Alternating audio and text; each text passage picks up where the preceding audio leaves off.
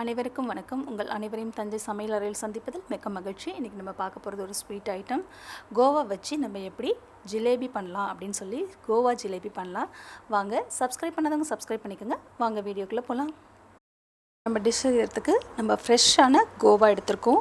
இது வந்து ஸ்வீட்லெஸ் கோவா தான் நான் எடுத்திருக்கேன். நீங்கள் அது பண்ணணுன்னாலும் வீட்டிலே பண்ணிக்கலாம், இல்லை சூப்பர் மார்க்கெட்டில் வாங்குறதுனாலும் வாங்கிக்கலாம். நான் இது வந்து கடையில் தான் வாங்கின கோவா.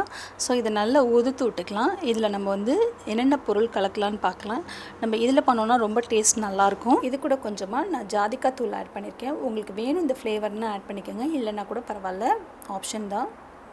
நான் வந்து இது கூட சோள மாவு, கார்ன்ஃப்ளவர் மாவு 1 டேபிள் ஸ்பூன் அளவுக்கு ஆட் பண்ணியிருக்கேன். அது கூடவே 2 டேபிள் ஸ்பூன் அளவுக்கு பால் பவுடர் ஆட் பண்ணியிருக்கோம். இப்போ நம்ம 400 கிராம் கோவா எடுத்துக்கிட்டதுனால நான் 200 கிராம் அளவுக்கு மைதாவை இது கூட மிக்ஸ் பண்ணியிருக்கேன். நான் லைட்டாக இது பிங்க் கலர் இருக்கணுங்கிறதுனால ஃபுட் கலர் ஆட் பண்ணியிருக்கேங்க, ஆப்ஷன் தான். வேணும்னாலும் உங்களோட விருப்பம்.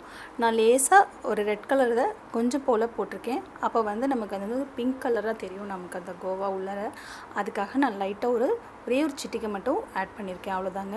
இது போட்டோன்னா லைட்டாக நமக்கு பிங்க் கலரில் கிடைக்கும். இதை நல்லா மிக்ஸ் பண்ணிக்கலாம்.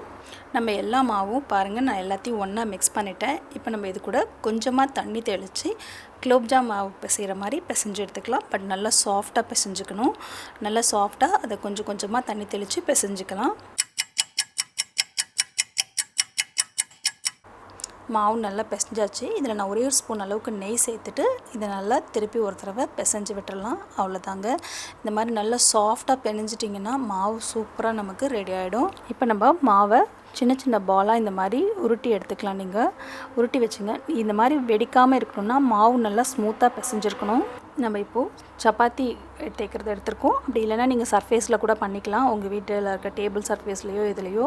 நான் இப்போ சப்பாத்தி எடுத்திருக்கேன். அதில் நம்ம இந்த மாதிரி லைட்டாக அதை ஒரு சிலிண்டர் ஷேப்புக்கு ரெடி பண்ணிவிட்டு இந்த மாதிரி வச்சு நல்லா நைஸாக அப்படி தேய்ச்சிட்டே வந்தீங்கன்னா அழகாக நமக்கு இந்த மாதிரி த்ரெட்டு மாதிரி ஃபார்ம் ஆகும். இது வந்து நீங்கள் வந்து மாவு நல்லா பிசைஞ்சிருந்தால் மட்டும்தான் நமக்கு இந்த மாதிரி வெடிக்காமல் ஃபார்ம் ஆகும். அதுக்கு தான் நான் முன்னாடி சொல்லிகிட்டே இருந்தேன், மாவு நல்லா பிசைஞ்சிக்கோங்க அப்படின்னு சொல்லிட்டு. ஸோ இப்போ நம்ம ஜிலேபி பண்ணலாம். இந்த மாதிரி ஒரு இடத்த ப்ரெஸ் பண்ணிவிட்டு லைட்டாக அப்படி நம்ம ரோல் பண்ணோன்னா அழகாக வருங்க. ரோல் பண்ணி இதை கொண்டு போய் சென்டரில் வச்சு அந்த சென்டரில் இருக்கிறத நல்லா ப்ரெஸ் பண்ணி விடணும். அப்போ தான் இது வந்து பிரிஞ்சு வராமல் இருக்கும். நல்லா ப்ரெஸ் பண்ணிவிட்டு நம்ம இதே மாதிரி எல்லாத்தையும் செஞ்சுக்கலாம். பாருங்கள், நான் இன்னொரு தடவையும் பண்ணி காட்டுறேன். நல்லா இந்த மாதிரி சிலிண்டர் மாதிரி நம்ம ரோல் பண்ணி எடுத்துக்கிட்டு நல்லா நீட்டுக்கு பண்ணிக்கோங்க.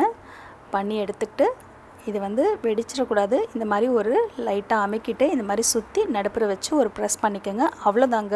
இந்த டிஷ்ஷுக்கான ஜீரா நம்ம பண்ணிக்கலாம். 750 கிராம் நான் வந்து சுகர் எடுத்திருக்கேன். நான் வந்து இதில் 400 ml அளவுக்கு வாட்டர் சேர்த்துக்கிறேன். நீங்களும் அந்தளவுக்கு சேர்த்துக்கோங்க. இது நம்ம எப்போவுமே குலோப்ஜாமுக்கு செய்கிற ஜீரா மாதிரியே செஞ்சுக்கலாம். இப்போ ஜீனி கரைஞ்சதுக்கப்புறம் ஒரு 15 மினிட்ஸ்க்குள்ள நல்லா கொதி விடுங்க. கொதி விட்டதும் நமக்கு வந்து ஜீரா ரெடி ஆகிடும். நம்ம ஜீரா நல்லா கொதிச்சிட்ருக்கு. இப்போ நான் ஒரு பிஞ்ச் இதில் உப்பு ஆட் பண்ணிக்கிறேன். உப்பு ஆட் பண்ணிங்கன்னா தான் ஸ்வீட் நல்லா எடுத்து கொடுக்கும். சில பேர் ஆனால் உப்பு சேர்த்துக்க மாட்டாங்க. உப்பு சேர்த்துக்கலன்னா பரவாயில்ல.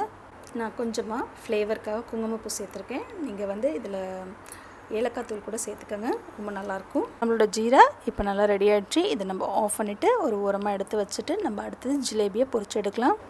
எண்ணெய் வந்து நான் லோ ஃப்ளேமில் தாங்க வச்சுருக்கேன். எண்ணெய் வந்து ஒரு மீடியமான ஹீட்டில் தான் இருக்குது. இந்த மாதிரி மீடியம் ஹீட்டில் வச்சே நம்ம இதை உள்ளே போடலாம். நான் பாருங்கள் எல்லாம் பண்ணி எடுத்துகிட்டு வந்திருக்கேன். ஸோ இது நீங்கள் அப்படி போட்டிங்கன்னா தான் இது பிரியாமல் வரும். நீங்கள் வந்து ஹை ஃப்ளேம்லையோ ரொம்ப மீடியம் ஃப்ளேம்லலாம் வச்சுருந்தீங்க, லோ ஃப்ளேமில் வச்சுருங்க. உங்கள் எண்ணெய் சூடாக இருந்ததுன்னா தயவுசெய்து அடுப்பை ஆஃப் பண்ணிவிட்டு எல்லாத்தையும் போட்டு எல்லாம் கொஞ்ச நாள் எப்படி பொரிஞ்சு வந்ததுக்கப்புறம் அடுப்பை நீங்கள் பெருசு பண்ணி கூட திருப்பி போட்டுக்கலாம். இப்போ நம்ம இது எல்லாத்தையும் போட்டிருக்கோம். நான் அடுப்பு வந்து டோட்டலாக லோ ஃப்ளேமில் வச்சுருக்கேன். நம்ம லோ ஃப்ளேமில் வச்சு இப்படி திருப்பி விட்டுட்டே இருந்தோம்னா இது இந்த மாதிரி நல்லா ப்ரௌன் கலராக மாறி வந்துடும். ஸோ இந்த மாதிரி ப்ரௌன் கலர் வந்ததும் நம்ம எடுத்துடலாம். இப்போ நம்ம பொரிச்சு எடுத்ததெல்லாம் நம்ம இந்த மாதிரி ஜீராவில் போட்டுடலாம். ஒரு 30 to 40 மினிட்ஸ் கிட்டே இது நல்லா ஊறட்டுங்க. அப்போ தான் அது ரொம்ப சாஃப்டாக நல்லா வரும். இதில் இருக்க மெஷர்மெண்ட் படி செஞ்சிங்கன்னா ரொம்ப சூப்பராக வரும். இது எல்லாருக்குமே உங்களுக்கு பிடிச்சிருக்குன்னு நினைக்கிறேன். பிடிச்சிருந்துச்சுன்னா லைக் பண்ணுங்கள், ஷேர் பண்ணுங்கள், கமெண்ட் பண்ணுங்கள். உடனுக்குடன் வீடியோக்களை தெரிந்து கொள்ள பெல் பட்டனை ப்ரெஸ் பண்ணுங்கள். மறந்துடாமல் நம்ம சேனலை சப்ஸ்கிரைப் பண்ணாதவங்க சப்ஸ்கிரைப் பண்ணிக்கோங்க. நன்றி.